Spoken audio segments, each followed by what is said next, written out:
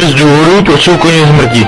Za prvé, koň vypadá jako debil, ale jako opravdu. Chtěl byste vypadat jako tahle kunda, no jasně, že ne, nikdo nechce. Za druhé, mají zbytečně dlouhý čumák, jako co mají za problém. Pes má dlouhý čumák, protože cítí hodně daleko, ale koně jenom pozor, protože necítí o nic víc jak moje tata a ta prodělala covid a necítí vůbec nic. Za třetí, koně neplatí daně a já jako daňový poplatník tuto zprávu rozhodně neschvaluju. Koně jsou taky lidi, když to jsou kundy. Za čtvrté, nedělali se XL overallý koní, tohle mě docela mrzí, protože jsem chtěl jít na maškarní za koně, ale místo toho mám XL Rox a ten mě táhne přes tehna bicykletu.